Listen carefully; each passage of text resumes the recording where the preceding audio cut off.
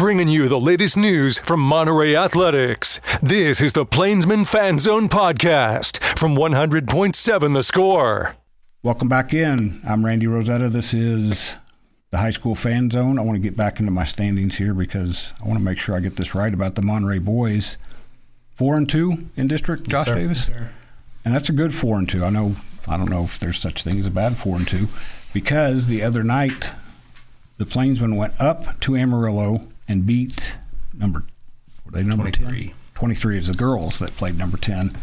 That's a big road win. Introduce your guys real quick before I forget. So I brought two seniors, Kanan Long and Chris Owens, both been a part of the program for a long time and have been vital parts of our success that we've had so far this year. You guys are starting 4 seniors? Yes, sir. 4 seniors. When's the last time that's been true? A couple years ago we had 5. And one was a transfer and had moved in as a junior, and that was the last one. But other than that, it's been usually a pretty good mix of maybe 3 and 2, somewhere in there between senior and junior. But these guys, and kind of the lumps that we took a little bit last year, but all working hard to get through it this summer, and sticking around and making things different this year has really been a difference maker for us. We'll see what Coach's answer is here. So, Kanan, since there's so many seniors, practices are easy, smooth. Coach doesn't have to say much, right? I mean, I hope he doesn't have to say a lot, but I mean, we all love each other. So I mean, either way, I think practices go pretty smooth. I mean, I don't know what he thinks, but I think they go pretty smooth. Having 4 senior leaders that have been through the program, have seen the ups and the downs, and I think that helps a lot with the younger guys, especially. I have a hunch that if you walked away and went to the hallway for a while, that Kanan would just take over. Yeah, but that might be a scarier thought than you think sometimes. You never want to leave them unattended for too long. You never know what could happen. So I'm married to a kindergarten teacher, so I know about what you speak. Chris, watching you this year, everybody knows about Kanan and Sam and Elijah, but watching you, you've been a very important glue guy. I've enjoyed watching you bring to what you have to the table. How long have you played with these guys? These guys always tell me how long they've played together. How long have you been together with them? Okay, well, I never went to Lubbock ISD. I went to Friendship my whole life, but then I moved to Monterey my sophomore year, halfway through sophomore year, and I made the team. And I've just been playing with these guys almost every other day since then. We've been growing with each other, getting each other better, going to Premier, going to Monterey. It hasn't been long, but it feels like it's been forever. Because I know from getting to know this young man and Elijah and Sam that they're like basketball gym rats. Yes, especially Kanan. Kanan knows everything about basketball. Well, not everything. Let's calm down. More than Coach Davis. Yep. Yeah, it's good. Are you a natural gym rat, or did you kind of have to become one? No, for sure. I've always been in the gym, but with them, it made me even more want to go to the gym even more and get better and grow with them as a teammate and improve my game with them. And throw your 5th starter out there. I want to make sure, and I want to make sure he's healthy again. Larry Galloway. Yes, so sir. Larry's starting. Okay. Yes, sir. Larry's been starting the last couple. Zay hurt his knee during the Cap Rock. Yes. And Larry stepped up in his absence and done great. I think that's another part of why we've been what we have is, there hadn't been a drop off, and there isn't a drop off when we sub that.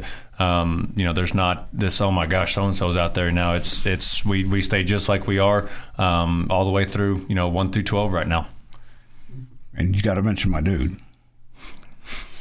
Carlos. He's my favorite. He's my favorite 6-man. I shouldn't say favorite. He's one of my favorite 6-men, and not just because of his basketball. Because now he's getting comfortable talking to me. Mm-hmm. Well, and be careful with that. But he's one that I'd say his energy is infectious. That he's the one. If we're too quiet, a run happens. You're going to hear from Carlos, and which is not easy to do when you're a sophomore on a team full of seniors to be that guy. But these, like Kanan said, these guys know it comes from a place of love, and it's not belittling or anything like that. It's just, come on, we've worked too hard for this, and we got to be better. And everybody doesn't take it personal; they take it as a challenge, and then we try to do our best to rise to the occasion. Every time I see Carlos, I think of I can't think of the actor's name. The guy in Rudy, the one who tells him you're 5 foot nothing, you weigh 120 nothing, and just go play. Great. Carlos doesn't think that. He doesn't see himself that way, and then it definitely shows up on the court. I've told you that I covered Rayford Young back in his heyday at Texas Tech, and he was the same way. Maybe 5'9", and would just go in there and stick his nose in. I love watching little guy. You guys are fun to watch anyway, but then when he comes in, there's just like a little water bug out there. Yeah. Yep. 4-2 in district. I had this thought I had to stand. Where are you guys overall now? 18-6. And to me, 18-6 is great, but that district thing is important because you've played the three of the four Amarillo teams, 1 and 2 against them, but you get all 3 of them again. Mm-hmm. 2 of them at home. Yes. 2 of them at home. So coming up on a break, I turned my thing down too low because I can't hear that we're coming up on a break. He's giving me my signals. I got to cut out here. We'll come back and talk more Plainsman basketball in the high school fan zone on 100.7 The Score. Diving headfirst into Monterey athletics. You're listening to the Plainsman Fan Zone on 100.7 The Score and the 100.7 The Score mobile app. Welcome back in. I'm Randy Rosetta. This is the High School Fan Zone on a Monday night. We're talking Monterey boys basketball.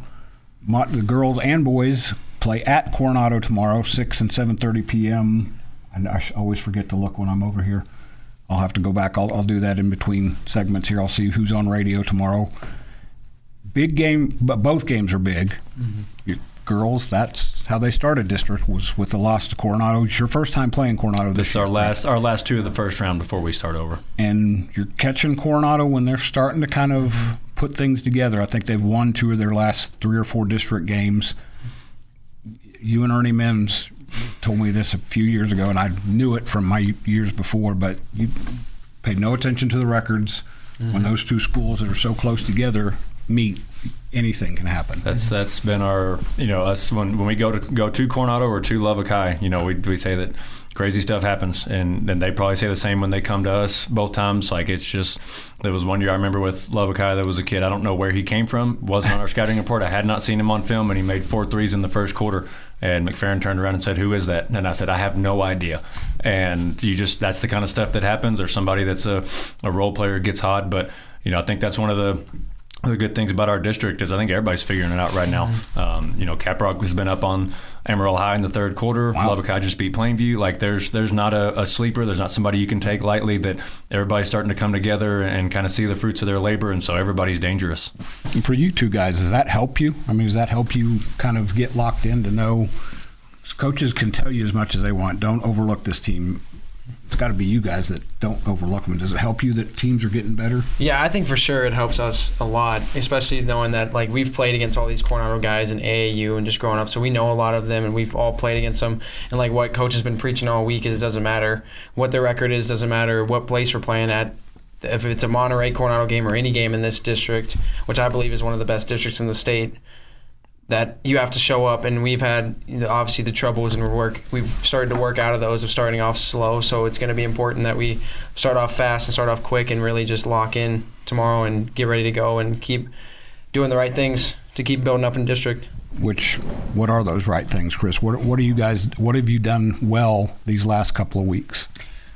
Well, I feel like we've really been doing good is starting the game off right. Like, a couple games ago, we would start off, like, for example, West Plains. I think it was West Plains. We didn't start off very good. Like, we started off missing shots, letting them score a lot. But, like, this recent game, I think we had our best start of the game that we had all season. Like, we started off good. We had the momentum, and I think that really helped us a lot. Like, we weren't behind trying to chase them. It was like they were trying to chase us the whole game. Mm-hmm.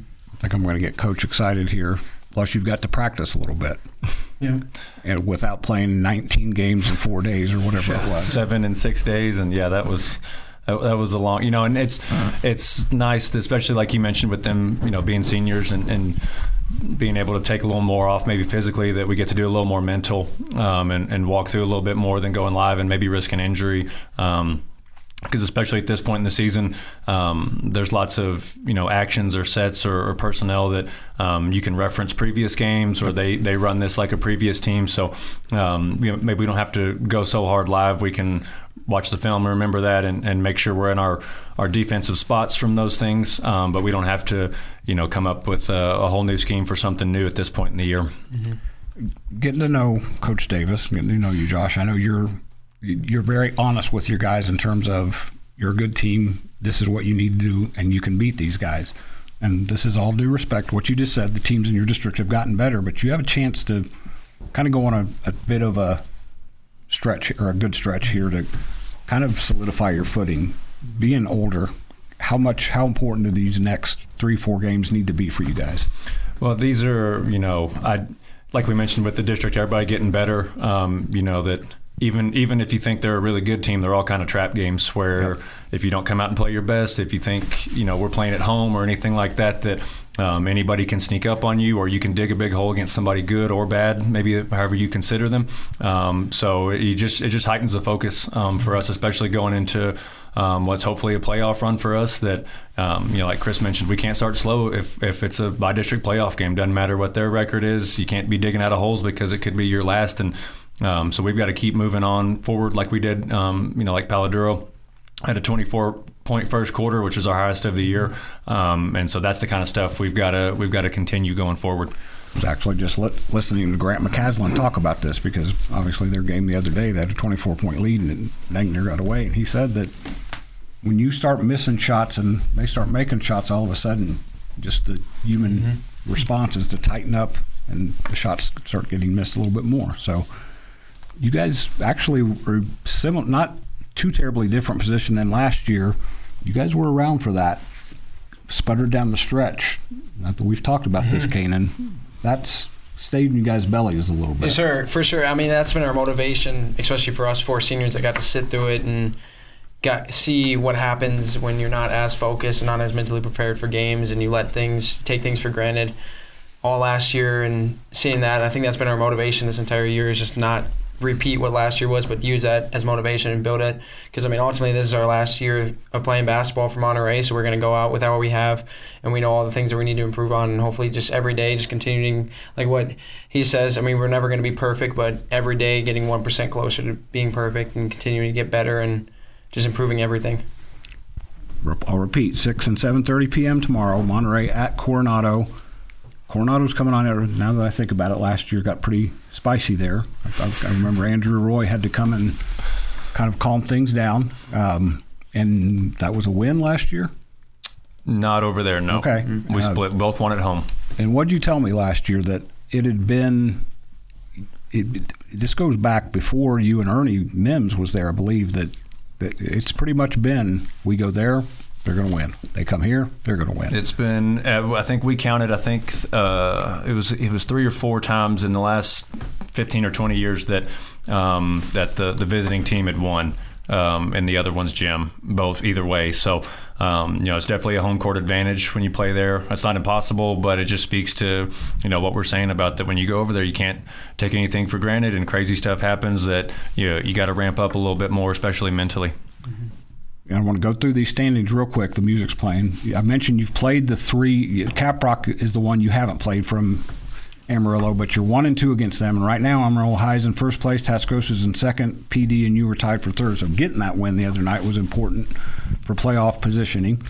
But you got Amarillo High and Tascosa. You get another shot at those two, and they've still got They are both really good teams. I've seen them both in person. They caught you at the right time, I think. So you guys get them again. You get them at home. So that's going to wrap us up in the Plainsman Fan Zone. We'll be back after this break in the Panther Fan Zone on 100.7 The Score.